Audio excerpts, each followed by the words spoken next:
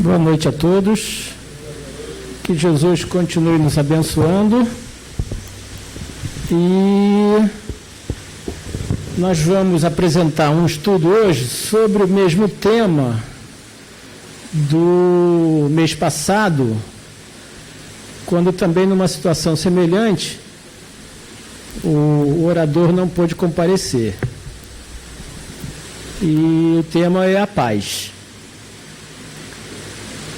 E como esse tema me ajudou bastante no estudo, porque a gente, para falar 10, a gente tem que estudar 100. Então, quem apresenta o estudo é quem mais aprende. Eu aprendi bastante preparando aquele estudo. Mesmo depois de tê-lo apresentado, eu continuei estudando e preparei a paz, parte 2, sem previsão de apresentar, mas a oportunidade veio cedo, né? Então, vamos fixar alguns conteúdos já apresentados e trazer conteúdos novos, né? No livro dos Espíritos, a questão 621 nos ensina que a lei de Deus está escrita na consciência do homem. Isso é um ensinamento importante que nos traz muita responsabilidade, porque a gente não pode alegar que errou por desconhecer a lei, como acontece com a justiça humana, que tem essa atenuante. Mas, na vida espiritual, a gente não pode usar esse argumento, porque a lei é conhecida por nós, está gravada em nossa consciência, desde quando fomos criados por Deus como espíritos, seres individuais, imortais, a caminho da felicidade e da paz, da chamada perfeição relativa ou perfeição moral, porque em termos de conhecimento não tem limite a nossa evolução espiritual. Sempre estaremos adquirindo conhecimentos, porque se tivéssemos adquiridos todos, seríamos deuses. E só Deus é absoluto. Por mais conhecimento que a gente vai adquirir, será sempre uma perfeição relativa. Então, a consciência, a lei de Deus está na consciência de cada um. E a lei de Deus é a única verdadeira para a felicidade do homem. Única. Não tem outro caminho para a felicidade senão cumprir a lei de Deus, que é conhecida por nós, está conosco nas 24 horas do dia. A lei de Deus indica ao homem o que deve fazer ou deixar de fazer. E o homem só é infeliz quando dela se afasta. Se nós não somos felizes, a gente já pode deduzir que a gente se afastou da lei de Deus. Senão a gente diria, sou feliz. Dificilmente alguma pessoa hoje possa dizer, sou feliz. Pode ter momentos felizes, mas uma felicidade constante, permanente, duradoura, efetiva, ainda não é possível, né? Porque a felicidade ainda não é deste mundo. Isso a gente sabe, né? São só reafirmações, conteúdo que a gente precisa fixar para a gente ter uma base de conduta mais sólida.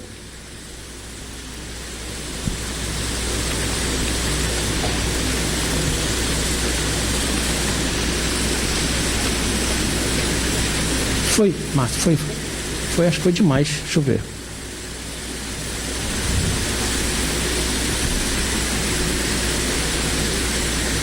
Eu não sei se tem algum antes. É esse mesmo, né? Bom, nós vimos a 621, agora a 922. A perfeição, ou a felicidade, ou a paz, para a vida material, né, representa a posse do necessário. Para a vida espiritual ou vida moral, ela representa a consciência tranquila e a fé no futuro. Então, se a gente quiser conquistar a felicidade no âmbito material, é só a gente se contentar com o necessário, somente o necessário. Já aquele filme antigo falava isso. Necessário, somente o necessário, o extraordinário é demais, né? Então, se a gente se contentar com o necessário, a gente vai ter essa felicidade na vida material. Para a vida espiritual, a gente tem que ter a consciência tranquila. Olha que tudo está girando em torno da consciência, né? Não está falando do ambiente, não está falando do partido político, do regime administrativo, da profissão, da vida familiar. Nada, não fala. É consciência, é você consigo mesmo. Então, consciência tranquila, ou seja, cumpre a lei de Deus e tenha fé no futuro, né? Porque a doutrina nos explica, nos ensina que nós somos seres imortais. Não vivemos apenas uma vida. Não é só esta a existência que vai definir a nossa felicidade. Nós vivemos para a eternidade. E a gente tem que ter em mente que o espírito progride incessantemente. E se ele cumprir a lei de Deus, a vida futura vai ser melhor.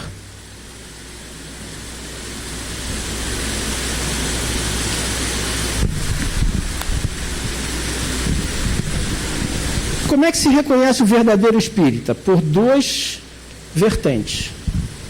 Primeiro, pela transformação moral. Segundo, pelos esforços que ele empreende para domar suas más inclinações. São duas componentes para caracterizar o verdadeiro espírita, né? Então, se a gente quer ser feliz, ter paz, progredir espiritualmente, tem que investir na nossa transformação moral, né? O que é moral? É a arte de distinguir o bem do mal, né? É a capacidade que a gente tem de discernir o que deve e o que não deve ser feito. É, mais uma vez, ouvir a consciência, porque a lei de Deus vai nos dar esse alerta. O que cabe e o que não cabe, o que deve e o que não deve, né? Tudo é lícito, mas nem tudo convém. Então, investir nessa transformação é que vai caracterizar o verdadeiro espírita. E fazer esforços para domar suas más inclinações. De onde ou onde adquirimos, ou quando adquirimos essas más inclinações, se a lei de Deus é a lei do amor, da caridade e da justiça. Lei de amor, justiça e caridade. Como é que nós conquistamos, não é o termo, mas como é que nós enveredamos por essas tendências mais, inclinações mais, em existências anteriores que nós nos desviamos da lei de Deus, se é que não nos desviamos nessa mesma, né? Então precisamos fazer esses esforços. No livro Vida Feliz, a Joana fala para o Divaldo que uma consciência tranquila, que não traz remorsos de atos passados, nem teme ações futuras. Então, a consciência tranquila, que não traz remorsos de atos passados, nem teme ações futuras, gera harmonia. Nada de fora perturba um coração tranquilo, que pulsa ao compasso do dever retamente cumprido. Então, olha só, aqui a gente vê associada a consciência ao cumprimento do dever. Se a gente não tem plena noção do que representa essa lei de Deus na nossa consciência, porque a gente tem que considerar também que tudo é gradativo. Nós não estamos despertos plenamente em termos espirituais. A lei de Deus, ela vai se manifestando gradativamente à medida que a gente vai progredindo. No início da criação, o nosso campo de ação é muito limitado. À medida que a gente progride, vai despertando cada vez mais para essa realidade espiritual, melhor a gente vai compreendendo a lei, melhor a gente vai praticando. Então, até a consciência, ela é representada por níveis de gradação, né? Então, aqui, para a gente não se preocupar excessivamente, não guardar uma responsabilidade excessiva porque falhei, não ouvi a consciência, né? A consciência está associada ao dever cumprido. E o dever, a gente tem conhecimento melhor do que a consciência plena. Se a gente cumprir o que nos cabe como dever, a gente terá essa tranquilidade, essa harmonia, né? E nada de fora vai nos abalar, porque a gente vai guardar a certeza de que eu estou cumprindo o meu dever. Então, o que me cabe, eu executo. Então, fico tranquilo. É um conceito mais prático. No Evangelho segundo o Espiritismo, é dito que amar o próximo como a si mesmo, fazer o bem pelos outros, ou melhor, fazer pelos outros o que quereríamos que os outros fizessem por nós, é a expressão mais completa da caridade. Resume todos os deveres do homem para com o próximo. Então, em termos de dever, né, a gente tem conhecimento dos deveres que nos cabem. No dia a dia, os compromissos, as obrigações, o que nos cabe fazer, a gente vai realizando. É o que nos cabe. Em relação ao próximo, qual é a minha linha de conduta? Qual a orientação que eu devo seguir em relação ao próximo? É amar. Amar e fazer por ele o que você gostaria que ele fizesse por você. É dever. Então, amar o próximo não é um adicional de superioridade ou algo que a gente faz além do necessário. Não, é igualmente dever, além de cumprir os nossos compromissos individuais, é nosso dever amar o próximo. É dever. Não é como a gente diz assim, é um trabalho voluntário. Eu já fiz a minha obrigação, cumpri todas as minhas obrigações, meus compromissos de ordem profissional, de ordem familiar, eu vou me dedicar a uma atividade filantrópica, como adicional. Não é adicional, é dever. É dever. Resume, amar o próximo, fazer aos outros coisas, resume todos os deveres do homem para com o próximo. Então, essa está na nossa conta. Se a gente acha que a gente está fazendo excepcionalmente, é dever.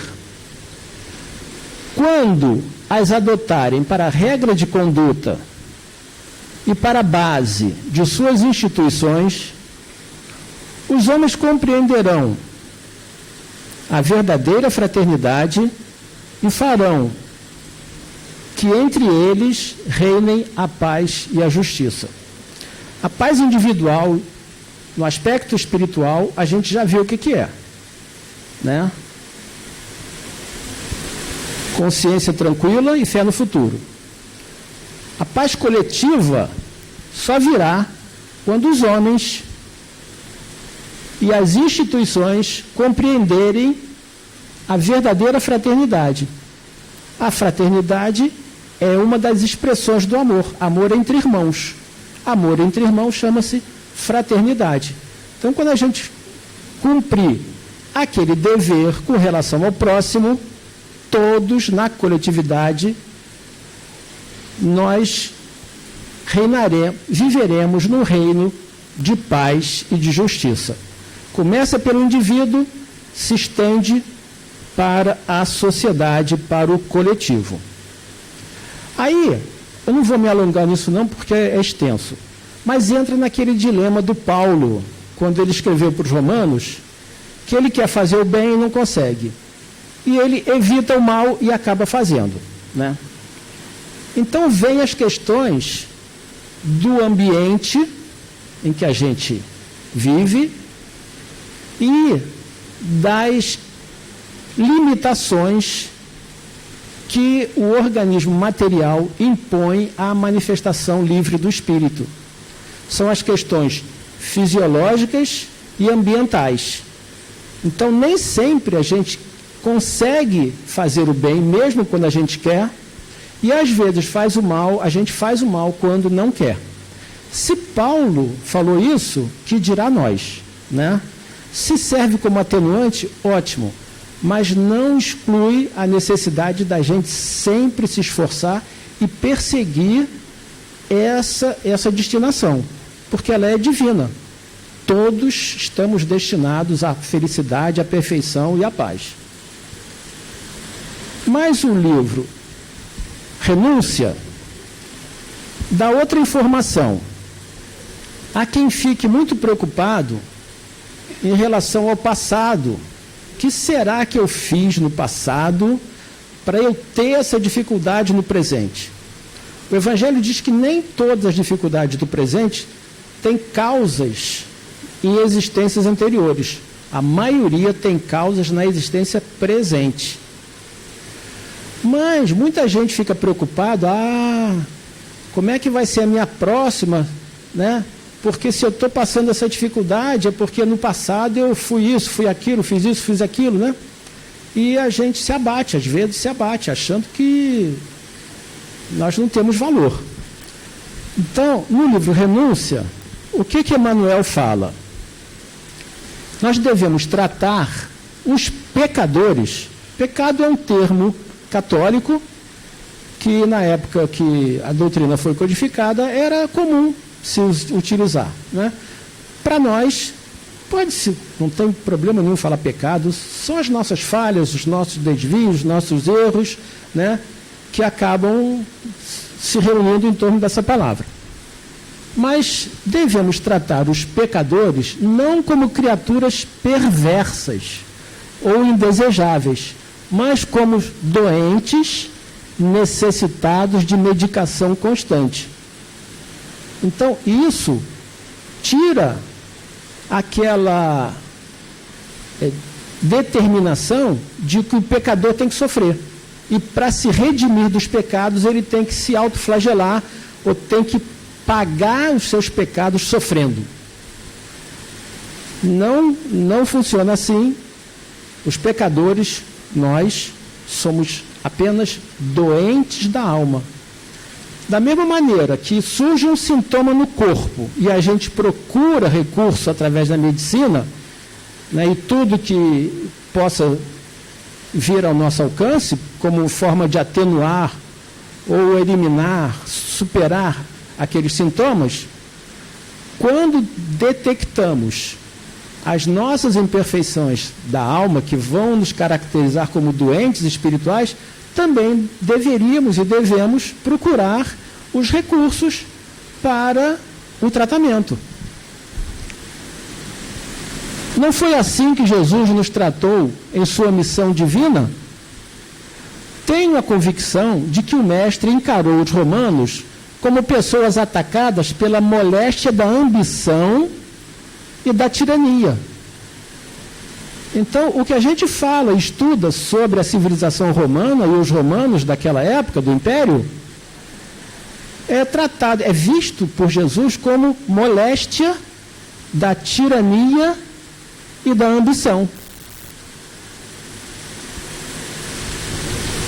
Os judeus como enfermos da vaidade e do egoísmo destruidores. E Emmanuel fala isso com propriedade, porque ele foi um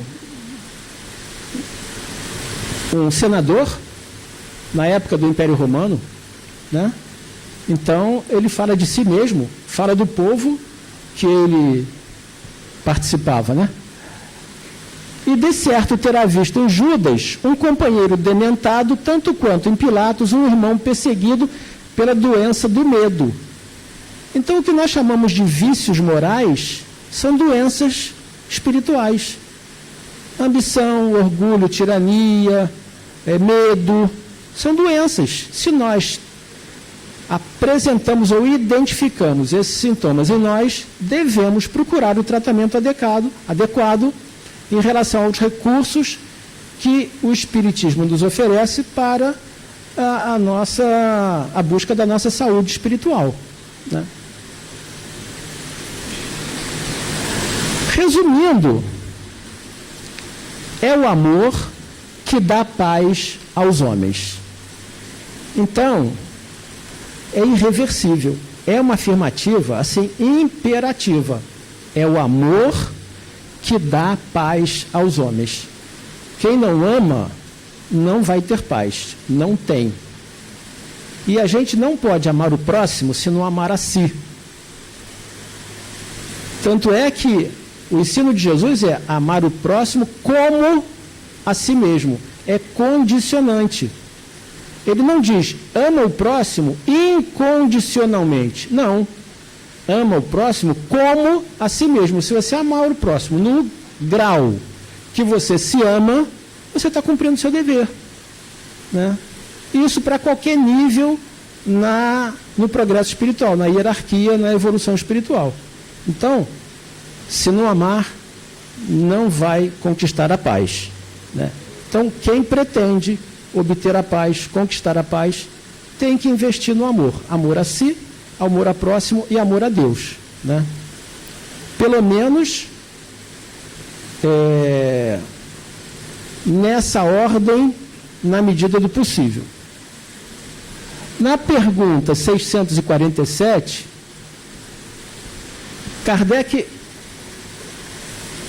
reafirma a necessidade do amor ao próximo, perguntando: a lei de Deus se acha contida toda no preceito do amor ao próximo ensinado por Jesus?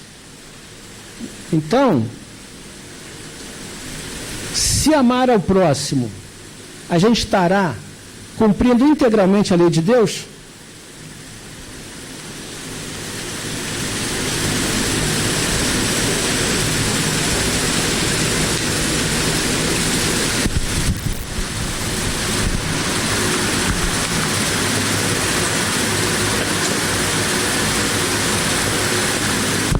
Resposta: certamente. Esse preceito encerra todos os deveres dos homens uns para com os outros. Todos os deveres estão contidos nesse preceito. Cumpre, porém, se lhes mostre a aplicação que comporta. Do contrário, deixarão de cumpri-lo, como o fazem presentemente. Passados 2000 anos, nós não estamos cumprindo esse preceito de amar o próximo, porque não entendemos, porque não nos foi explicada a aplicação desse preceito. Aos homens são necessárias regras precisas. Os preceitos gerais e muito vagos deixam um grande número de portas abertas à interpretação. Como o Evangelho é muito sucinto, amar ao próximo como a si mesmo, eu não sei o que representa isso. Conceitualmente eu sei, mas como é que eu aplico isso? Então, cada um interpreta de uma maneira, cada grupo ensina de uma maneira. Então, para que a gente entenda a aplicação, traduza isso na prática.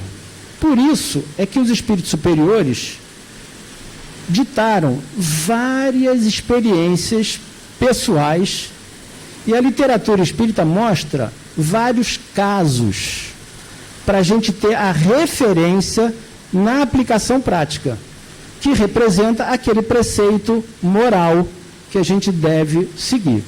No livro Cartas e Crônicas, o irmão X conta uma história.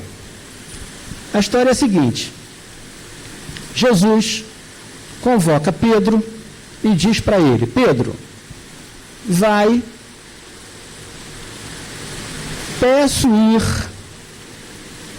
vai à casa de Jeremias, o curtidor, para ajudar. Sara, a filha dele, prostrada no leito, tem a cabeça conturbada e o corpo abatido. Vai, sem delonga, ora ao lado dela, e o pai, a quem rogamos apoio, socorrerá a doente por tuas mãos. Então o que Jesus pede para Pedro? Vai lá e ajuda Sara, filha do Jeremias, porque ela tem a cabeça conturbada e o corpo abatido. Vai lá e ora por ela. O que aconteceu? Ah, Senhor, ele foi lá, voltou e conversa com Jesus. Tudo em vão. Como assim? A casa de Jeremias é um antro de perdição. O abastado curtidor é um homem que ajuntou dinheiro a fim de corromper-se. De entrada, dei com ele bebericando vinho, não parecia um patriarca, e sim um gozador desavergonhado, desferindo gargalhadas ao pé de serva bonita e jovem, positivamente embriagada no chão. Ao receber-me, começou perguntando quantos piolhos trago à cabeça, e acabou mandando-me ao primogênito. Achei o filho mais idoso enfurecido no jogo de dados, em que perdia largas somas para conhecido traficante. Acolheu-me aos berros, explicando que a sorte da irmã não lhe despertava o menor interesse. Por fim, expulsou-me aos coices, dando a ideia de uma besta fera solta no campo. Afastava-me apressado quando esbarrei com a dona da casa, que espancava a esquelética menina, alegando que a criança lhe havia surrupiado um figo. Somente após ensanguentar a vítima, resolveu a megera designar o aposento em que poderia avistar-me com a filha enferma. Indicou-me o cômodo errado. Surpreendi o filho mais novo furtando joias de um cofre e tive que me defender de uma agressão. Quando entrei no quarto da menina Sara, a estranha criatura se tornou inconveniente, articulando gestos indecorosos e pronunciando frases indignas. Não aguentei mais, fugi horrorizado e regressei pelo mesmo caminho. Seria justo, mestre, pronunciar o nome de Deus ali, entre vícios e deboche, avareza e obscenidade? Quer dizer, olha a situação que Pedro encontrou naquela família conturbada. Não era só a Sara que estava com a cabeça conturbada, né? Todos ali estavam em estado de desequilíbrio. Pedro: conheço Jeremias, a esposa e os filhos há muito tempo. Quando te incumbi de ir ao encontro deles, apenas te pedi para auxiliar. Pedro contou grande novidade para Jesus. Jesus já sabia de tudo. Ele já sabia a situação da família. Ele só pediu: Pedro, vai lá e ajuda, ora pela Sara. Ele já conhece esse panorama, né? Por que Pedro não fez o que Jesus pediu?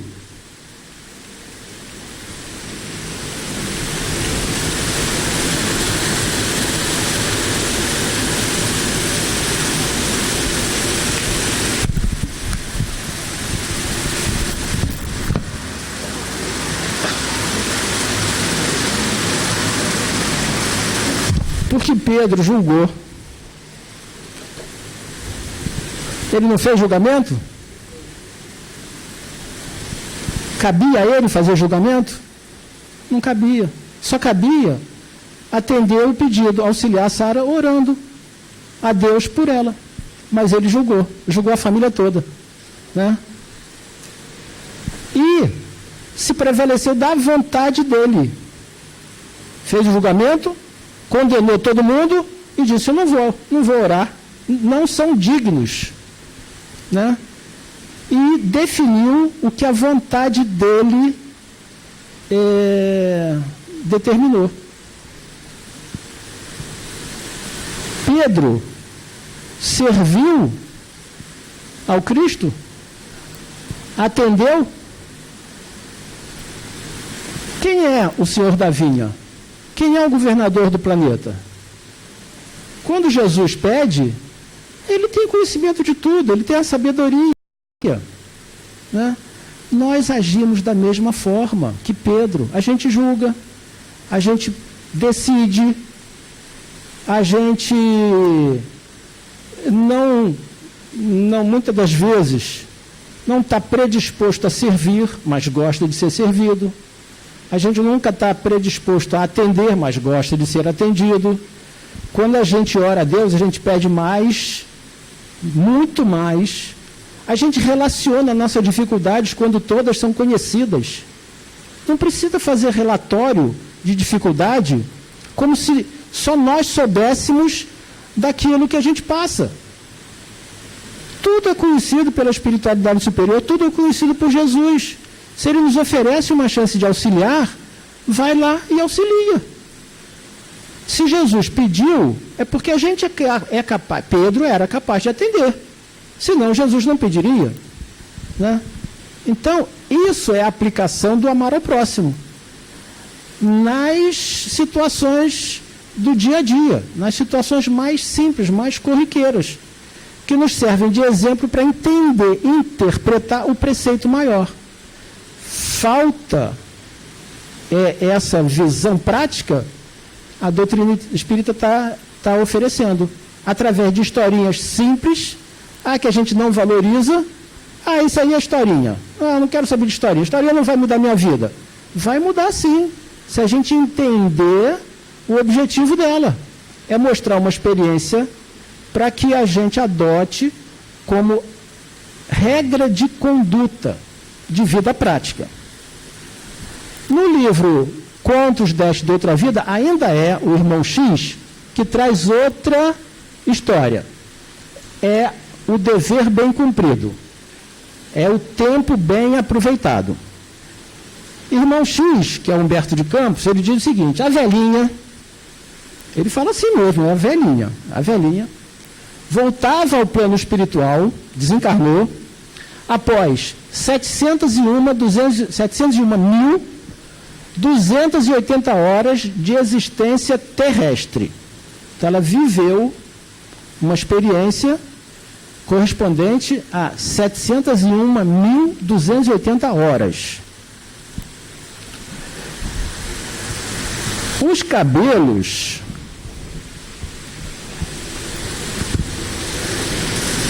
de prata e as rugas que lhe desfiguravam o rosto desanuviavam-se aproximadamente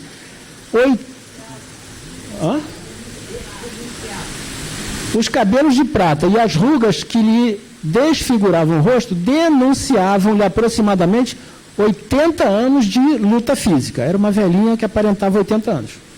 Contudo, a estranha anciã converteu-se em bela moça nos 20 anos primaveris. A assembleia vibrou de felicidade. Então, a velhinha de 80 anos desencarnou, se apresentou no mundo espiritual, renovou, rejuvenesceu, e a aparência dela ficou semelhante a quando ela tinha 20 anos. O mentor justificou a inesperada metamorfose lendo a ficha da celestial criatura. Nome: Leocádia Silvia. Profissão: educadora. Existência terrestre: 701.280 horas. Aplicação das horas: serviço de autoassistência. Autoassistência. Cuidou de si. Mocidade laboriosa: 175.200 horas. Magistério digno: 65.700 horas.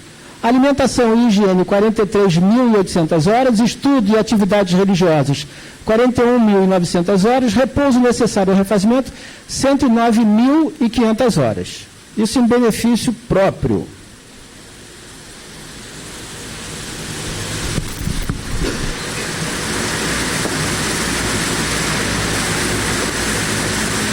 Continua a aplicação das horas. Serviço extra e gratuito em favor do próximo. Então, uma coisa é cuidar de si, agora em relação ao próximo. Devotamento aos necessitados, 85.100 horas. Trabalho fraterno em missões de auxílio, 32.840 horas. Noite de vigília atendendo enfermos, 33.000 horas. Conversação sadia no amparo moral, 54.750 horas. Variadas tarefas de caridade, 59.490 horas. Total, 701.280 horas. Isso é a ficha dela que está lá em cima. Contabilizando cada hora nesses 80 anos de existência física, né? Destinada a si e destinada ao próximo, né? Quando, aí, vamos ver a conclusão. O mentor concluiu: quem dá o seu próprio tempo a benefício dos outros não conta tempo na própria idade, no sentido de envelhecer. Leocádia cedeu todas as suas horas disponíveis no socorro aos irmãos do mundo. Os dias não lhe pesam sobre os ombros da alma. É o exemplo oposto de quem soube aproveitar o tempo. Não usou dos artifícios do Pedro, relacionando as dificuldades para cumprir o seu dever. Ela simplesmente cumpriu. O que era devido, ela executou. Desencarnou com 80 anos, hoje, na época, aparentava uma moça de 20. Né? É a lei de causa e efeito. Pedro não cumpriu o seu dever, a Leocádia cumpriu. A paz e o dever. Não pode haver paz fora do dever cumprido. Não há alegria sem a aprovação da consciência tranquila. Amemos os trabalhos de nossa estrada, por mais duros que nos pareçam. Não afastes os olhos do quadro de sacrifícios que nos compete fazer a favor de nós mesmos. De novo, o livro Renúncia. Emmanuel confirmando a codificação. Paz associada ao dever. Né? Não há paz fora do dever cumprido. Ainda o irmão X, no outro livro, Cartas e Crônicas. Agora é a experiência do Belarmino Bicas. O Belarmino desencarnou com 58 anos de idade. Hoje a gente diria novo, moço ainda, né? 58, eu já passei por isso, já vivi mais que o Belarmino. Tornou-se espírita aos 38. Então, como ele desencarnou com 58, ele só viveu 20 anos como espírita. E a partir dos 38, ou seja, a fase final da vida dele, né? Temperamento irascível. Irascível é aquele que se irrita com facilidade, raivoso, gênio exaltado, sabe? O Belarmino era assim.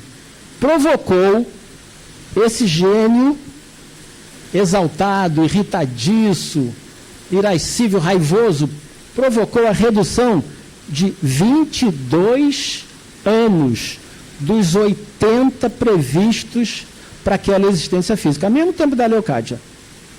Nasceu para viver 80 anos. O Belarmino também. A Leocádia aprendeu, cumpriu bem o seu dever. O Belarmino parece que não cumpriu e perdeu 22 anos. Era para desencarnar com 80, ele desencarnou com 58. Por quê? Porque ele não corrigiu a doença que ele manifestava. A irritabilidade, né? A raiva. Regressou à pátria espiritual como suicida indireto, reprovado nas lições da tolerância, da paciência, da serenidade e do perdão. Aí vem a estatística. Isso tudo é informação do plano espiritual para nós. É o irmão X que traz, Humberto de Campos. E Humberto de Campos nunca foi espírita. Né? Estatística das irritações do Belarmino. Olha, todos os seus momentos de irritação estavam documentados. Foram apresentados. Cóleras e mágoas desnecessárias de 1936 a 1956, 20 anos, né? Nesses 20 anos, todos os momentos de cólera, de mágoa, foram documentados. Foram 1.811 momentos com contrariedades em família.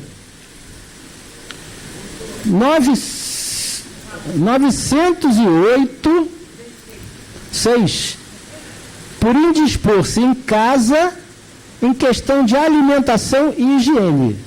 Ele brigou em casa 906 vezes, descontente com a higiene e a alimentação. Se irritou. 1.614 altercações com a esposa em divergência na conduta doméstica e social.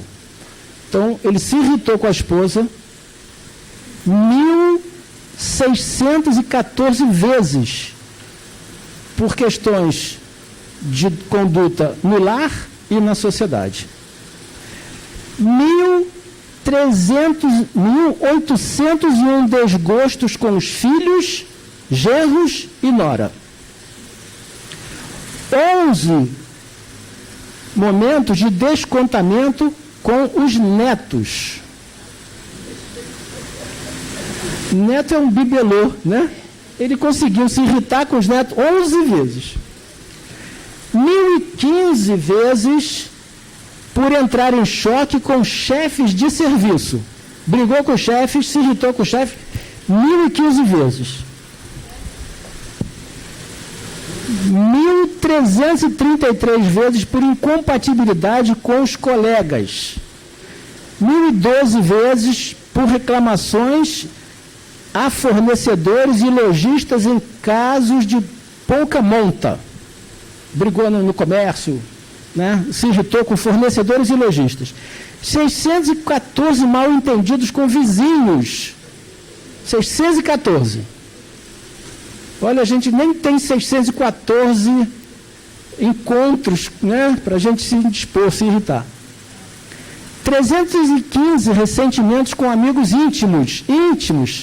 315 ressentimentos. 1.089 melindres com funcionários e empregados de instituições diversas. 615 aborrecimentos com barbeiros e alfaiates. Não sei se dá tempo de cortar o cabelo 615 vezes, mas ele se irritou com barbeiros e alfaiates 615 vezes. 777 desacordos com motoristas e passageiros em ônibus, automóveis, bondes e lotações, inclusive táxis e Uber. Para a gente dar uma atualizada, né? E 419 desavenças com leiteiros e padeiros. Nesse tempo tudo era domicílio, né? Mas ele conseguiu se indispor 419 vezes com leiteiros e padeiros. Bellarmino devia ser insuportável, né? 800 e... Bom, chega, né? Total, 16.386 exasperações inúteis, ou 7.300 dias de existência perdida. Com a irritação, ele desgastou o organismo, que debilitado veio a falir 20 anos antes do previsto. Pela irritação, pela cólera, por essas desavenças, ressentimentos, mágoas. Então, a gente acha que a gente contorna tudo? Não, deixa que depois eu dou um jeito nisso. Está tudo documentado, né? Os efeitos, os efeitos são nítidos nesse organismo, nesse veículo que nos facilita a manifestação no nosso plano material. E a gente tem que valorizar.